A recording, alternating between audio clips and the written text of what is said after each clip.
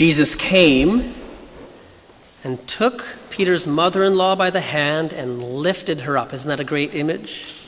Then the fever left her and she began to serve him. But the next day, even though there was great need, Jesus said, "No, I have to go somewhere else. To God, lover, beloved, and love." Amen.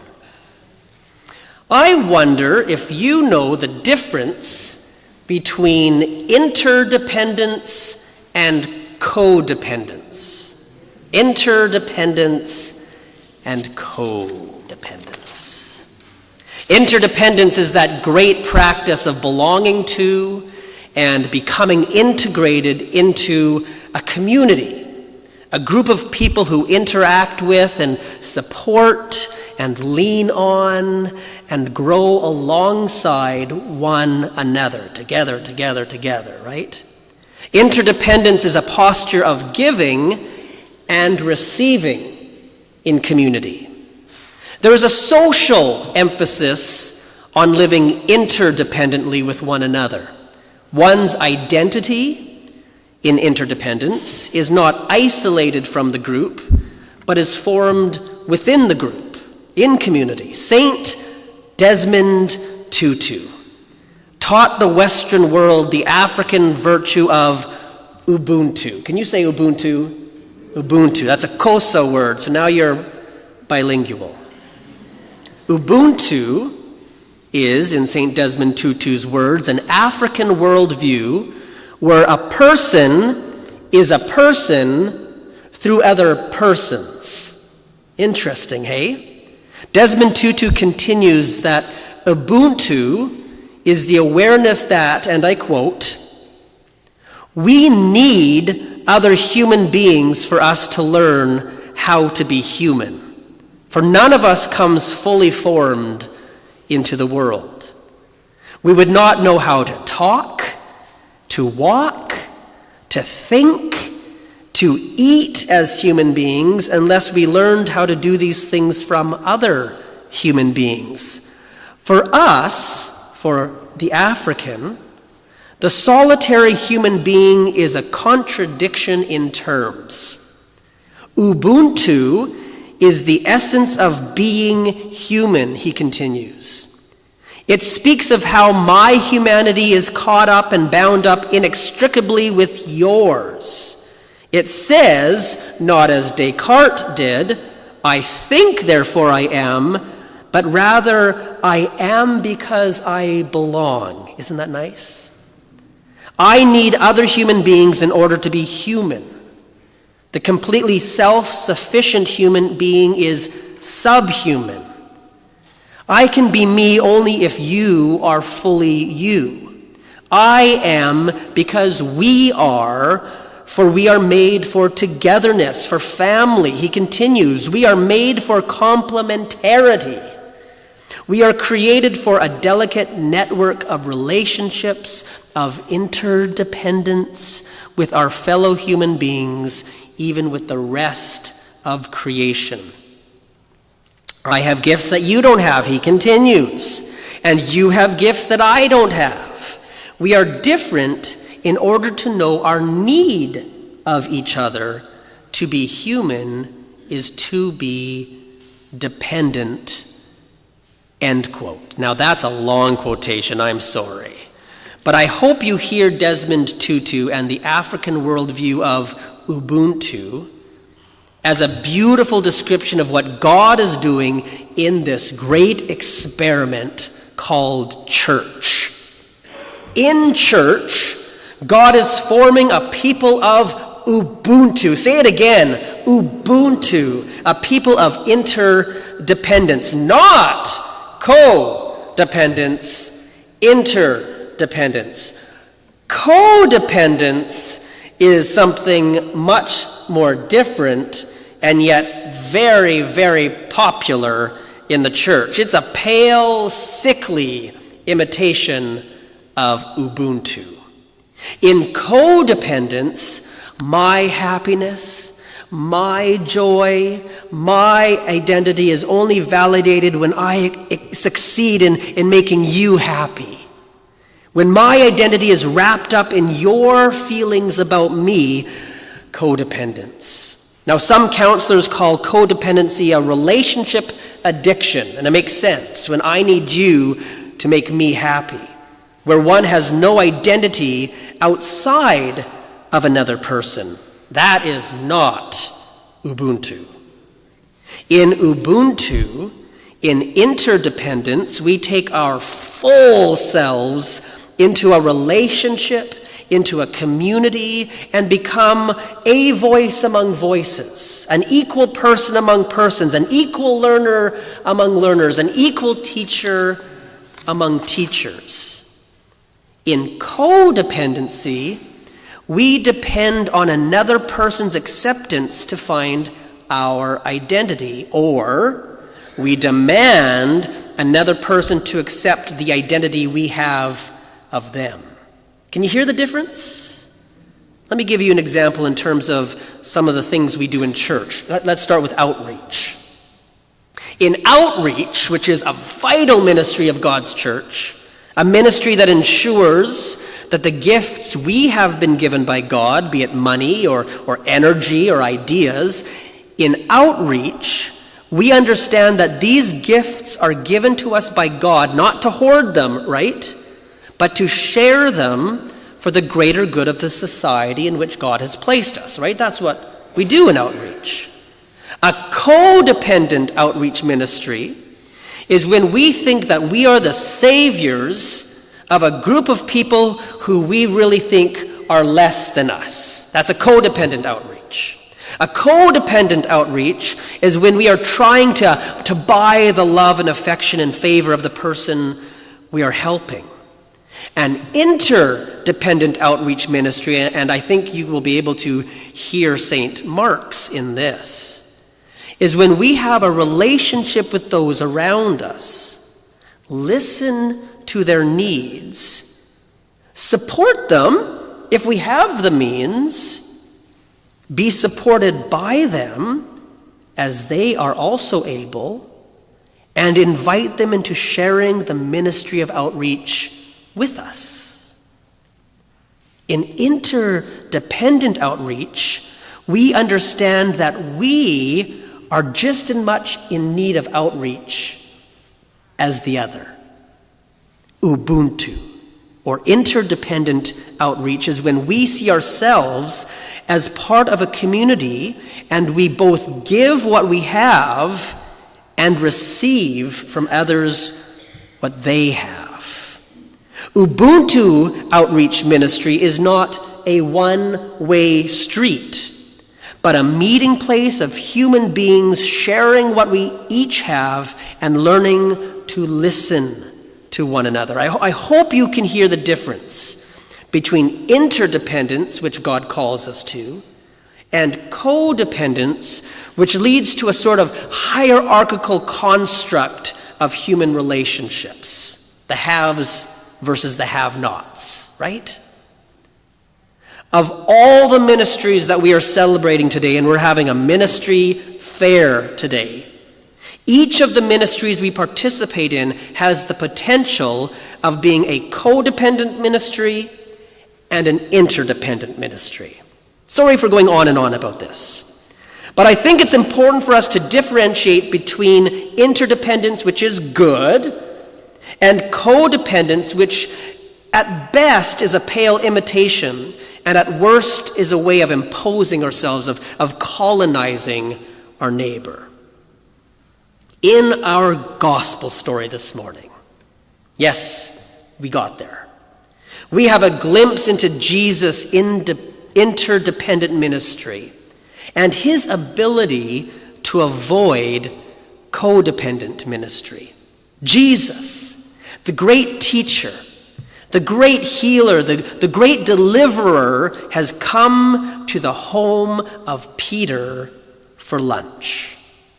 He and his friends have just been to the synagogue where Jesus has impressed the community with his ability to cast demons out of a person oppressed by evil. And now he is hungry. Like all of us after church, he's hungry. And so Peter invites him to his home. What a great practice, by the way. I hope you invite people home to church, to eat after church. And there at Peter's home, he sees Peter's mother-in-law sick and in bed. We read that Jesus went to her, took her by the hand, and lifted her up. And then the fever left her, and she began to serve him. Isn't that beautiful? Beautiful image of interdependent ministry, of Ubuntu. Jesus knows what he has to offer, and he freely gives it with no expectation of return. And Peter's mother-in-law is healed, and then out of her own sense of Ubuntu, of interdependence, she freely begins to offer him the gifts that she has. Jesus gives, and the woman receives. The woman gives, and Jesus receives. Interdependence. Ubuntu. Now, our independent culture has no real problem with giving. We are a very generous society. But giving on its own doesn't create community. I wonder if you've noticed that. In fact, sometimes giving is often a way that we can keep an arm's distance from others. Oh, they need some help, I'll just give them some money and not have to deal with it myself. We're good at giving, and we're less practiced at receiving. I'm preaching to myself here, don't you worry. I wonder if you're the same. There's something uncomfortable about being dependent on another human being. Can I hear an amen? Yeah. There's something in us that tells us we have failed if we can't provide for our own selves, or that person has failed because they can't provide for their own selves. But God has created us to be interdependent, in need of one another, in need of the helpmate, in need of the friend. Now, while some of us would rather wallow in our suffering than can ask for help, and some of us would rather others wallow in their suffering than offering help, we as human beings, we need one another. I need you to be human, and you need me. A person is a person through other persons. Jesus shows us this in the healing of Peter's mother-in-law and in her reciprocal service. A beautiful glimpse into Ubuntu. But there's also, in this story, a cautious tale or temptation to codependency. After Jesus eats, after he's refreshed by the ministry of the mother-in-law, that reciprocal ministry, the crowds flock to him for healing. They've seen what he can do, and they want something more from Jesus. And as Jesus has plenty to give, he freely gives it, right? And the next day, even more people want Jesus to help them. They want him to stay with them so he can go on healing them. They want to build a codependent, one-sided relationship with him. And while Jesus has the ability to give and to give and to give, and maybe Jesus even enjoys seeing those who are unwell being made well again, Jesus does something that makes our codependent culture shocked. In the midst of all that need, Jesus says, no, I'm not going to help. He will not help those people anymore. In fact, he's going to go somewhere else and help some other people, we read. And Simon and his companions hunted for him. When they found Jesus, they said to him, everyone is searching for you.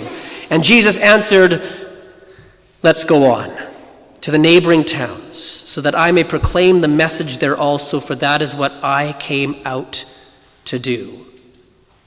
Do you hear the language used to describe codependent relationships? Simon and his companions hunted for Jesus. Oh, that's a strange word.